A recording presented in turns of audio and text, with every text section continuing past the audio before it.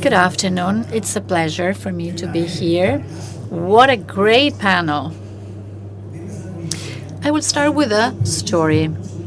Many years ago, before ChatGPT, much before that, when the great global leaders had to make serious decisions and difficult decisions, a disruptive decision, who did they go to? In ancient times, at a Greek island called Delphos, there was an oracle. And the great leaders of the past visited, because that is where they had the true information. The Delphos oracle, the oracle of Delphos told them whether they were going to be win the war, whether they would be defeated. It was the place where big decisions were made. The system worked for 1,000 years. For 1,000 years, the system worked. And leaders from different countries used to go and visit the oracle of Delphos. So they didn't need a lot of information. They didn't need to collect data or digitalize, because everybody trusted in the oracle of Delphi that worked fantastically. There's an interesting story that Alexander the Great, when he didn't obtain the answer he wanted, he took the Pythonese from the neck and took her outside. Well, that's something we cannot do. So I was saying how important it is to manage a decision. Not even Alexander the Great dared face the invasion of Asia without asking the Delphic oracle. Now, speaking of agriculture, for many years, agriculture was a poor data generator. We had to do reconnaissance. I mean, all the data that we generated stayed in the memory of the gurus of the time, or in some little notebook or an Excel spreadsheet.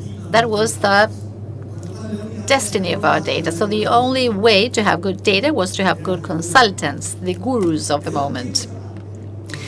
And since then, fortunately, we are experiencing this digitalization. That means that data now are no longer belonging to the consultant, but they are now in the cloud. And they are available for all those that know how to interpret those data. There are many that can. And that leads to the dilemma of saying, well, first, in agriculture, are we finally generating data? Yes. How much data? Well, they start to be significant data. And another thing that I like to mention is that today, with the current technology, a hectare of corn generates as much data as a Netflix movie. That's a piece of information. Every 100 hectares, we generate 4 gigabytes of data now with the information we have. So that's another aspect that is, okay, now how are we going to use those data, and how are we going to manage to, as the owner of that information, to share those data? And more so today, and I'd like to emphasize this, is, you know what? Time is running out. We are running out of time. There's something that called the planetary limits. It's a technical thing. Florencia is going to explain this, but it's how much the planet can support. And many of the planetary limits are in red. So we have to do something about it. But for that, today we have this panel, and Marcelo, I've known you since you were a kid. Why is it important to capture data to measure the impact we are generating on the environment? Well, first, good afternoon, everybody. Thank you as well for inviting me to be part of this panel. To learn faster, as you said, if I have to summarize the answer. The only way to learn fast is if you have data and digitalized data. It's like, well, you know this better than I. The first step is the georeferencing of what we do. We have millions of data in Excel spreadsheet still in Aapresid, which is a first level organization and with cutting edge technology. However, we'll still do the season analysis in an Excel spreadsheet, and we are developing a platform, and we're having a hard time landing those data in the platform. And if we had organized data in a platform, and if we could compare the seasons, then other technologies would be at stake, like the data science, AI, that would allow us to learn faster. However, except in carbon, now we're going to speak about that, the rest of the information we generate is still kept in an Excel spreadsheet, although we are developing the platform and we are pushing for our partners to enter the information. And perhaps, honestly, it's difficult. It's difficult because there's lack of trust as to where data is going in an organization that belongs to farmers. I understand that farmers are using 20 different platforms. They have to enter lots of things many times. The management platform, we're working for this to be solved, but the management platform should talk to the platforms that are georeferenced, not to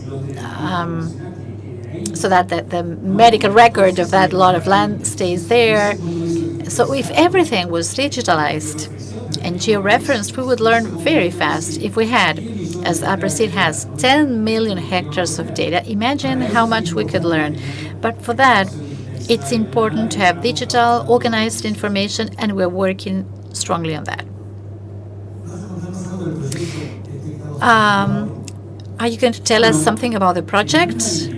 Well, along the same line, first, as I mentioned this many times to Marco, I celebrate the culture of Syngenta, in this case of working as a network, because in these issues about carbon, we are all working with lack of articulation, institutions, companies, countries, neighboring countries, because we have this culture of the horizontal leadership and, well, let's articulate everything.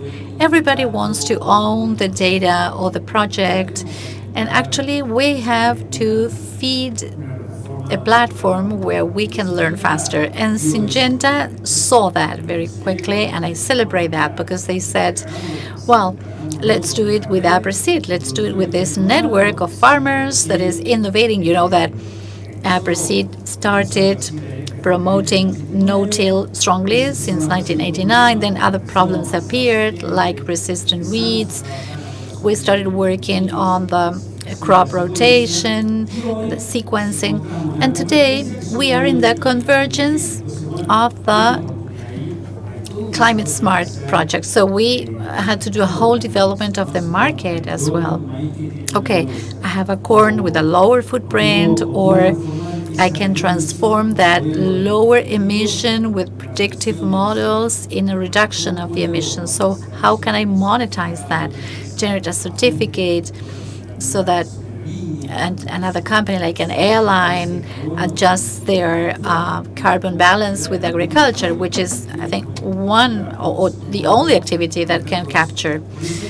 So it's important to start from having the foundations of this, that is, knowing the organic carbon in the soil, where we are today, knowing the carbon that we can reach, looking at the farmers that apply the model to see what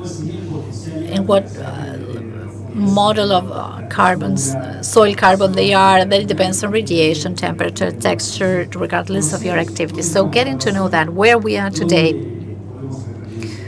what we can achieve with the production models we have today, and georeferencing.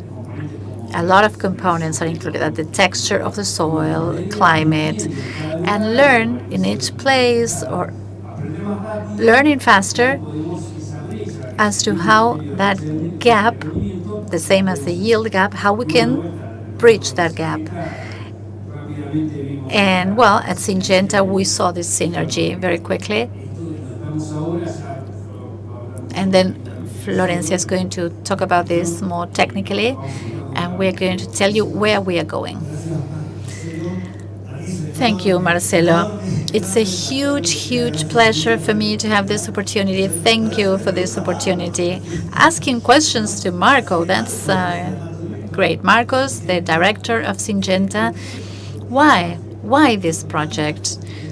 With so many things that Syngenta is doing, why think of carbon in soil with Aapresid? Well, good afternoon. It's great to have so many people here. Thank you for coming. Carlos was my boss, let me tell you. So this is his revenge now. Yeah, I hired him. Well, there are many things there, but actually, with Aapresid, we share a sustainability goal and of doing things better. That has been the case always, and we've always wanted to do something together, and that's important. And about carbon, I always say, the same bad joke, there's a lot of smoke about it. So we wanted to do things starting from the foundations. If we want to transform the system and manage the system, we need to measure it to then act upon it. So data appears as the basis for managing. For transforming a reality first, you have to know it and know its dynamics. And that is where digitalization makes it possible what was impossible in the past. Digitalization is not an end in itself. We don't want to digitalize data and that's it. It's a means for an end. And the end is managing, learning faster, and making decisions that will lead us in the correct direction as fast as possible, because besides, we are in an activity that is slow. In order to improve carbon in the soil, we have to work on it for 5 years and see how we do it. And we have to transform all the agriculture in the world, as Carlos said. And for that, it's not enough for us only to measure in some place. We need to add as many people as possible, as fast as possible, and as easy as possible. And then that information needs to be available. So what we are celebrating today is that that information is now digitalized. You can access it, you can compare, you can enter information. We open the maps for you to see it and to add things, because we need more information. We need to have a more solid base in order to compare. So any farmer can say, I have a soil sample, I'm at this spot.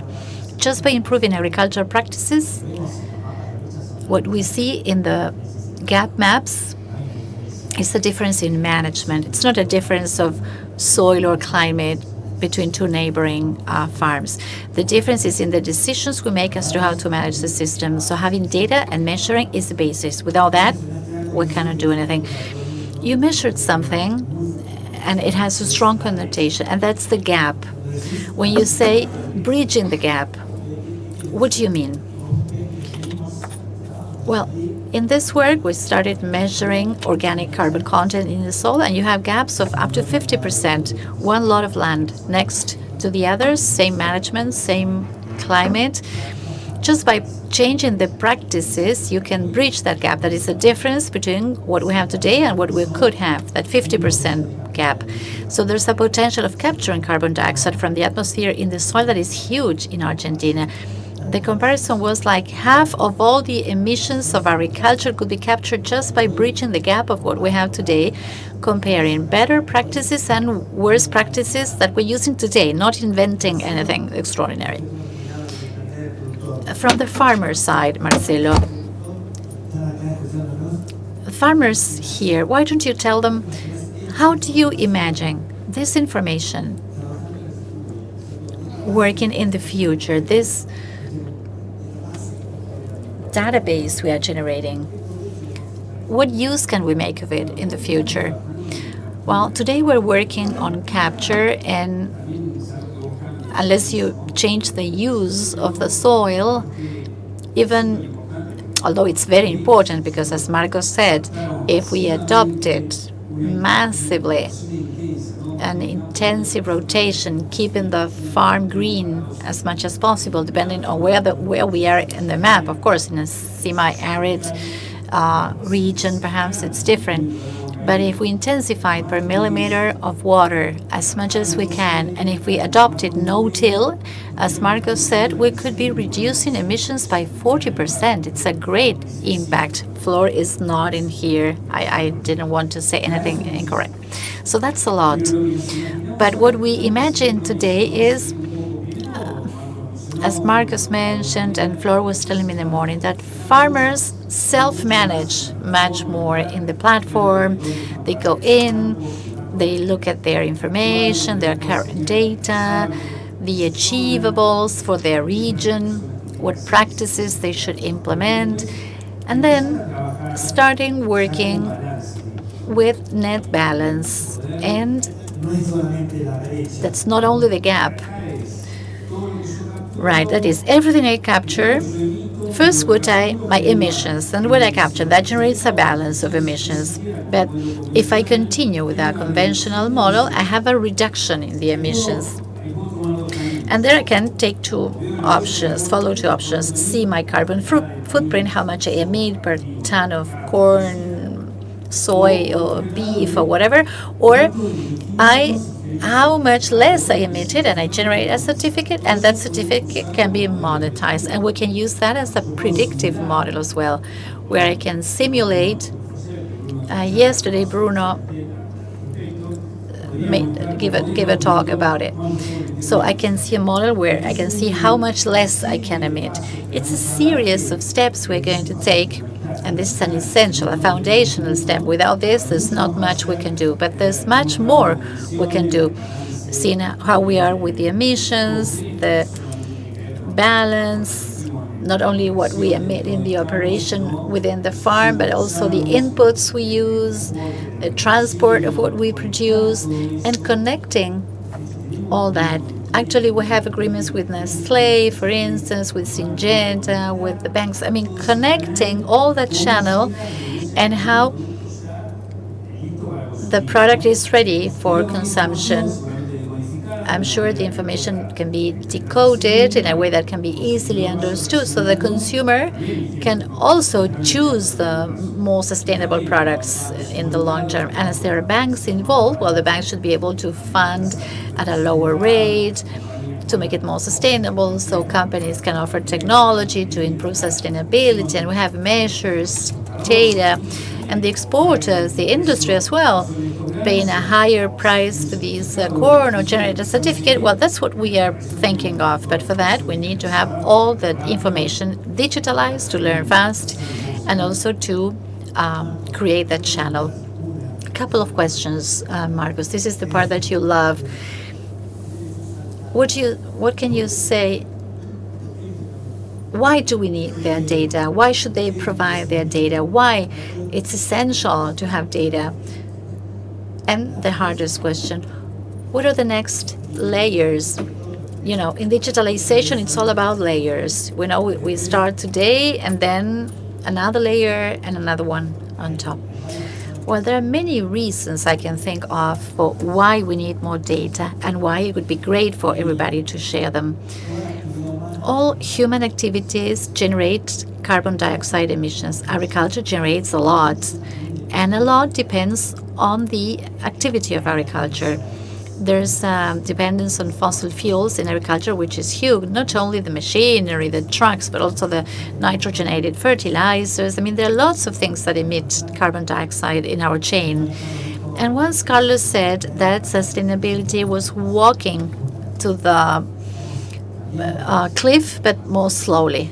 We need to change direction and not to walk slowly.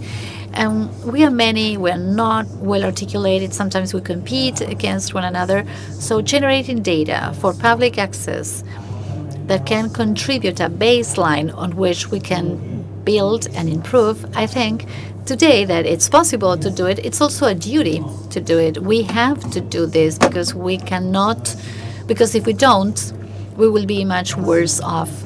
And besides, in Argentina, we love to say that we are sustainable and we are more sustainable than the rest. And it's true.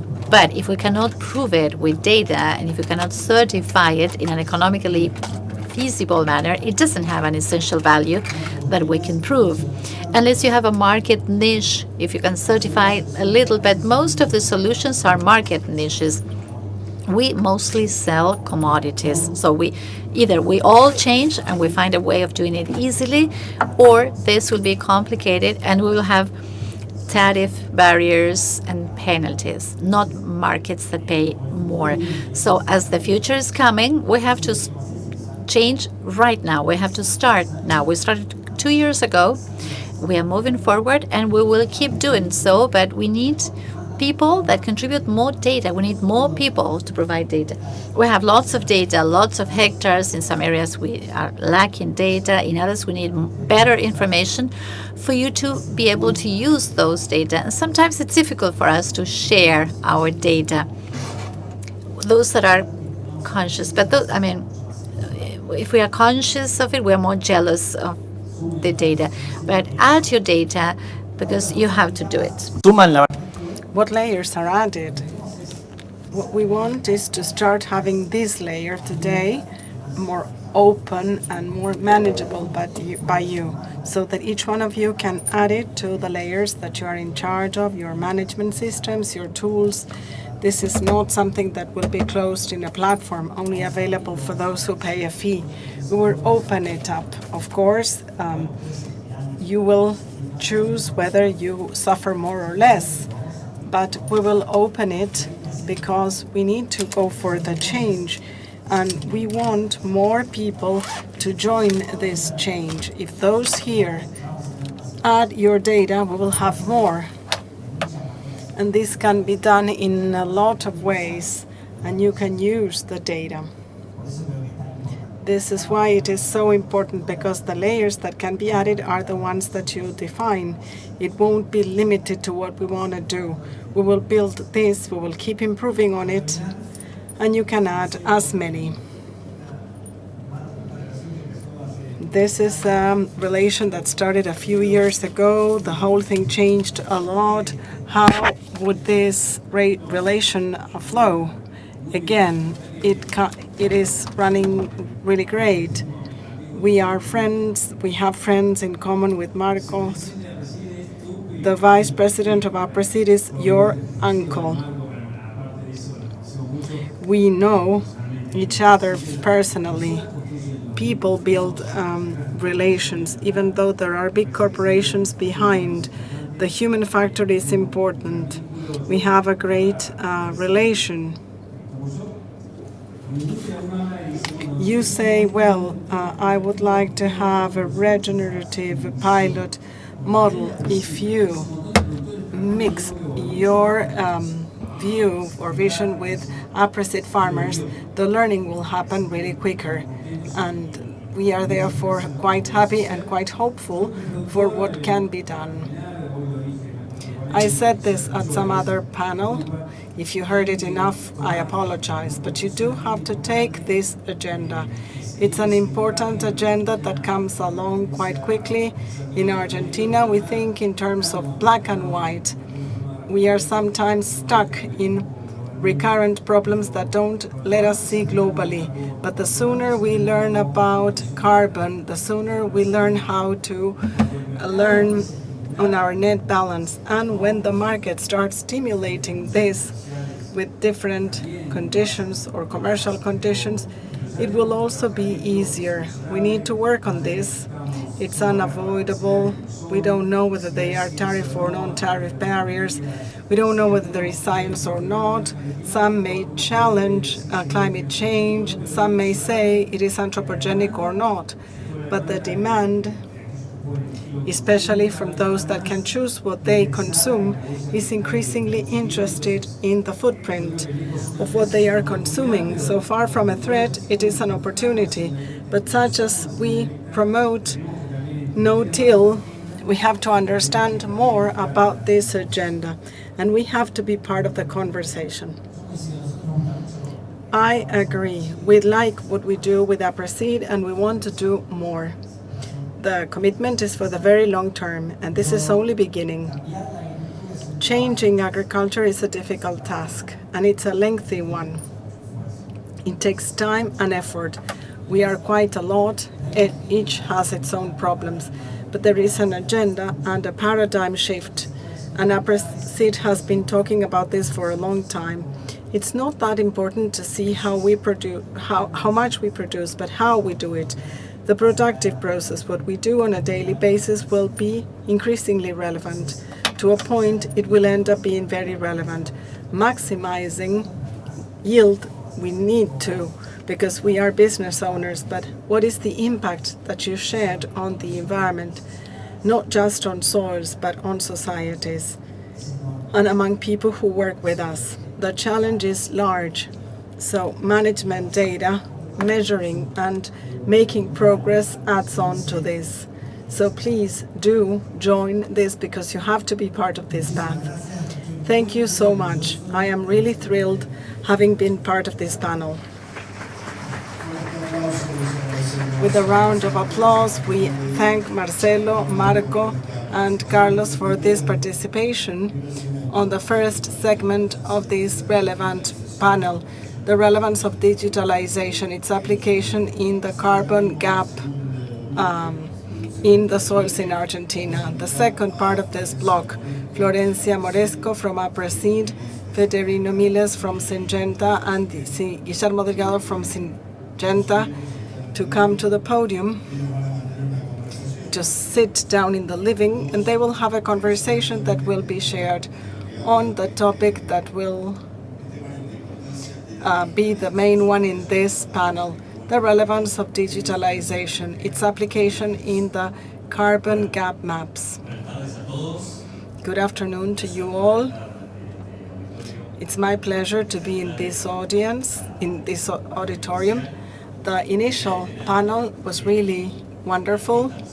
I will talk about why we are here and why as Syngenta. I remember that in 2013 I was joining the company and we launched our first sustainability plan. We thought about it for the next 10 years, and at the point it seemed remote and distant. I said, well, a long way should go. But the first decade of commitments assumed came by, and we met them. And this year we set out a number of goals, and these are our new sustainability priorities. They are quite aligned with those we had at the time, but there are also new concepts where reality changed and where sustainability is no longer an option. As you may have seen in the opening address, the president was here. Our president was here. Sustainability is at the heart of the business. We have 4 priorities: greater performance, lower impact, and as a leading community in the sector, we are strongly committed to launching new molecules and innovations to markets. And we are also involved in the good use of those technologies. We should work also in regenerating soils and nature. And our strong commitment is with regenerative agriculture. We will work in those concepts together with Aapresid. Today we talk about carbon, but we will focus on whatever the future agriculture will be focused on. The third commitment is increased rural prosperity, working on communities, bringing to them technologies that will adapt so that they develop better adapted supplies, funding, and whatever helps the community to thrive. And final sustainable operations. We are measuring our footprint, our emissions, and we have strong commitments. We are working with farmers, both visibly and behind the scenes. When we start working on regenerating soils, we go and look for Aapresid, and we say, let's work on carbon measurement. And the need to generate this information came about. Today in Syngenta, it's important to work in partnerships, in generating data, and this is what this is all about. And I am sure, Flor, you will talk about our beginnings and why we are starting with this part.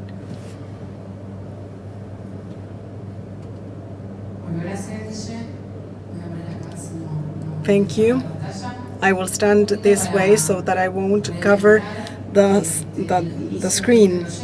To commemorate the beginnings of this project, it got started based on a demand from farmers, advisors who needed to generate information on a specific problem such as carbon with clear objectives, that is to understand, get to know the status of organic carbon in the soil of the different agroecological regions in the country. Another goal, to know and quantify the existing gaps in the different productive sectors in all the regions, and to generate a network that will be voluntary to exchange information in relation to this subject.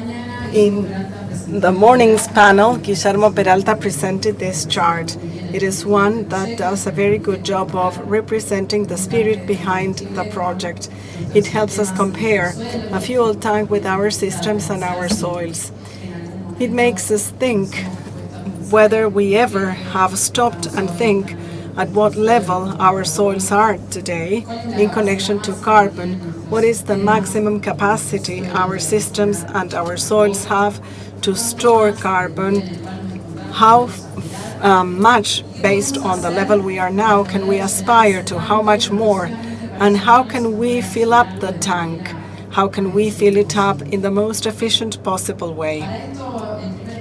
The first step of this project was to develop the current carbon map, our baseline map, based on which we would start working. The first thing we did was, through the data of farmers that participated in the network of carbon data observed from their production lots, we compared them against the last map that was available at the time. It was published in 2017. We managed to see that the data we had from production lots from our farmers were quite below what the map would show. So we said the map is overestimating the carbon reality that we have in the area. And this shows us the first warning. It was necessary to update that map. We contributed from the network and from many more other organizations, public and private institutions, that contributed to the update of this map, to updating this map. We contributed around 600 and 620 pieces of data to generate this map, and we generated the current carbon map for agricultural systems for the first 30 centimeters. This is the map that we need to update to start what we do. The baseline map was the one that was published in ICAT 2023. So we zoomed into parts of this. We had lots of productive systems, but since we would first work with agricultural systems, we focused on the map in this way. The other map that we built was the reachable carbon map. It represents a new balance between input and output of carbon after implementing a number of practices that aim at increasing the levels of carbon on the floor. To contribute to this map, we used a simulation model, and we forecasted what would happen with carbon in 20 or 50 years' time under a traditional scenario, as long as we keep doing the same, and under enhanced scenarios. These are the ones that we consider were real scenarios from real production systems contributed by farmers that participated in the network. The practices that tended to increase the levels of carbon contribution to the floor that were, or to the soils, that were carried out by network members. We kept a no-till system without removals, incorporating service crops in rotation with the ecosystem services that are offered by to these crops, incorporating 40 to 60% of rotation with grasslands, and manage balanced nutrition for nitrogen and phosphorus. This was the map of the achievable levels if all farmers in the region were carrying out these practices that represented the state-of-the-art farmers. And the potential carbon map is one that was built with 3 models. It's the average of 3 models that bear or have as a variable soil mineralogy, clay, lime, and there is one that has weather information, that is temperature, evaporation, etc. This model represents the maximum attainable or achievable level that can be stored in a soil. These are levels where there wouldn't be any limiting factors, whether hydric or whether in terms of carbon contributions, and they depend on mineralogy issues. This is the map that we developed for carbon potential levels for agricultural lands in the first 30 centimeters. Once we got these 3 maps, we generated gap maps. Data showed us that there is a gap, in absolute terms, a total gap of around 60 carbon tons per hectare. And the total gap between current levels and potential levels was represented by an initial gap of 10 tons of carbon per hectare. These represented achievable levels, and a second gap with greater magnitude of 50 tons of carbon per hectare, and these represented achievable levels vis-à-vis potential ones.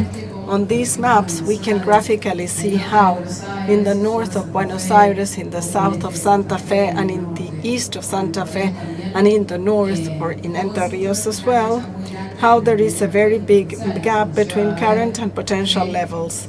This makes us see that the gap could be closed as long as the producers that are seen today would carry out the 4 practices that were mentioned before. This gap can either be explained because the initial levels of carbon of these farmers were very low, or because the practices that I mentioned before are not yet being applied at a large scale by the farmers in the region. We can also see how there are areas where the second gap between achievable and potential levels is quite small. In the southeast of Buenos Aires, we know there is a lot of clay, there's a lot of organic matter. Organic matter is contained and safeguarded by clay, so gap 2 is very small. It is the smallest, and the total gap also represents a gap with less magnitude. Last year in the Congress, we presented these maps. We presented the first network report. If you scan the code, you'll have access to it. The first report is uploaded to the Aapresid web. We asked what to do with those maps. The idea of the promise was we will digitalize them. We will make them available. We will make all these maps available so that they won't be just theoretically present in a report, but rather for users to browse, to use them as a management tool, and for them to put them to good use. We also considered using mixed systems, such as we created maps that I've just shown for agricultural systems. We want to create the very same maps for mixed systems. And we also want to strengthen the areas that we detect today that represent information shortage. In connection to map digitalization, these maps are fully digital. They are fully free of a charge. They are available on Aapresid's web. You will find a banner, and if you click on it, you'll enter maps. This is a video, this is the interface to enter those maps on Aapresid's web. The interface will help you select a carbon map, and you will be able to browse on the values that are shown by 3 maps. There is an option that allows us to search our lots or geoposition ourselves by incorporating the coordinates that we have about the field or the land extension. Farmers try to geoposition themselves by looking for this on the map. There is the possibility to hide layers, to find our lot in a far simpler manner. And under the this deployment, we may find the carbon layer that we can visualize on the map, and what is the measure unit where we want the map to show us the data. In this case, the current carbon layer was selected under carbon tons per hectare. You may search your lot on the map. In this case, we are looking for 1 at General Dehesa. You just pressure on the map. You'll have to be patient because it's full of data, and when internet is slow, it doesn't really run that fast. Once the system detects the lot location, it shows you all 3 values. Another way about it is to look for it through organic matter. This is the level the farmer recognizes in a better way. And in the same manner, we look for the lot in the location we selected before. We enable the layer and we can see all 3 values with the organic matter percentage. In connection to incorporating mixed systems, we are beginning to develop and generate a full real database. The idea being to develop these reserve maps for this type of systems. If you scan the QR code, it will drive you into a brief survey that you are kindly asked to complete so we get to know you and to incorporate you to this initiative. In mixed systems, we want to digitalize them and to visualize them, such as you would visualize agricultural maps. Information from these systems, crop information, yield, the type of crop that was planted, some soil characteristics, organic matter, some deficiency, indexes, digestibility, resource use, etc., and technology management, fertilization, what fertilizers you apply, what doses, etc. In connection to updating and strengthening the areas where we detected they were short on data, the idea this year or next year is to update the 3 products I showed you before, especially in order to increase data accuracy on the lot and to strengthen those areas that have not been covered, such as NOA, the humid NEA, Entre Rios Corrientes, the east of Chaco, Santa Fe, and the semi-arid La Pampa area. This is an invitation, so you join this project, so you can join this initiative. Data are managed confidentially. And as I said this morning, the key to build this product is data. So you're all invited to take part. Thank you.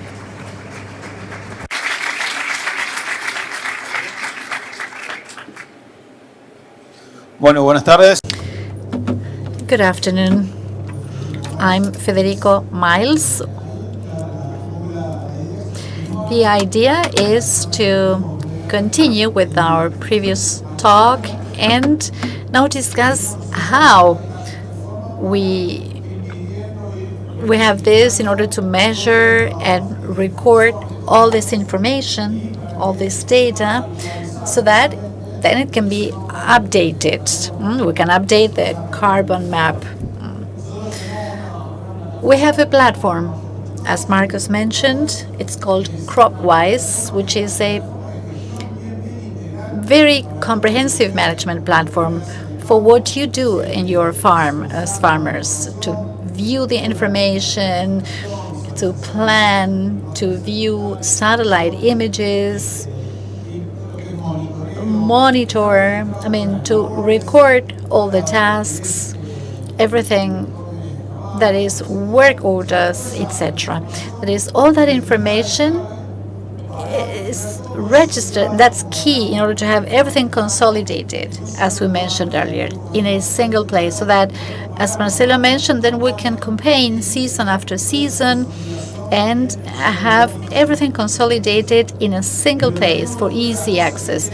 Another thing that the platform has is the evaluation side, to evaluate the sustainability of the system. The interesting part of this is, as Guillermo also mentioned, we've had many sustainability programs for many years now, but once that information is digitalized, in this case the carbon map, we are giving different dynamics to that information, both for the current and the future information. So the idea here is to see how we are connected to that. And then, as Florencia just showed you, we have already entered the information of the carbon maps in the platform. So the platform itself, where you will record everything you do, we're going to use that carbon, the current, the potential, or the achievable carbon, to calculate then new footprints that we have available, so you can use it afterwards, as we were saying, so that tomorrow you can obtain a better loan at a bank or a financial institution, to present it to an exporter, to sell it to different markets, because now they are increasingly requiring those certificates. So that kind of report is already being issued automatically from the platform. And most importantly for this project is that, for instance, the results of a soil analysis, where you have nitrogen, organic matter, etc., all that information is already entered in the platform. It's geo-referenced, as Marcelo mentioned, and that information will be available to update this carbon map and start again with the process year after year, so you can calculate from the initial carbon, the final carbon. With this, you can measure the carbon balance and certify everything that we record. So that's the idea. So updating and entering the information is very important, precisely because this map is updated year after year. So that's what I wanted to share with you, and again invite you to join us. Of course, we are here, we have the booth here, but this is a joint project, and we are available for whatever you may need. Now, I don't know, Guillermo, you have any questions? Sure. Thank you, Federico. And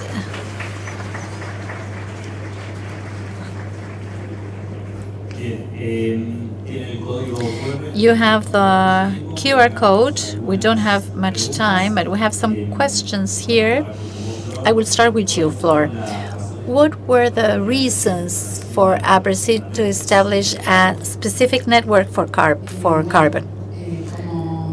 Well, as we mentioned before, Aapresid is an association of farmers, and this demand came from farmers. So this network was built to respond to that demand. And also because promoting sustainable production systems, it's a spirit of Aapresid. We know that carbon is a strategic partner for the agriculture sector in Argentina in terms of fighting against climate change, and because it's an element that is essential to maintain our soils in a productive manner, healthy, fertile. That's why Aapresid has created this network. And it's important for us also, as Marcos and Marcelo mentioned before, that it's a network that works as a network, not individually. So we are all working and making an effort for a common goal. Thank you. Let's have let's ask a question to Fede. What data are needed to obtain a carbon report? Well, the interesting thing is that you don't need to double the entering the information. Once you enter the data, everything that is data entry from fertilizers, harvest, inputs, you just enter it once in the platform, and then it's updated automatically in the carbon report. So the production data, it's the production data of what is being used in the field. Okay, let's ask a final question. What are the next steps in the digitalization of the maps? Well, first we have to update the maps. Last year, we did around 30,000 points, representing 30,000 hectares. We have 30,000 hectares more. We can update it, but it's not enough. We are not satisfied with this. We want to add many more hectares to improve the specificity of the products. Additionally, the idea is also to incorporate other maps that represent the levels of carbon contribution in terms of tons per hectare that are necessary to maintain the current levels, and the achievables and the potential levels. So this is a spoiler of what's coming. Great, thank you. Thank you, Flor, Fede. Thank you. And I reinforce the idea, keep adding data to projects like this that generate a lot of valuable information. So thank you again.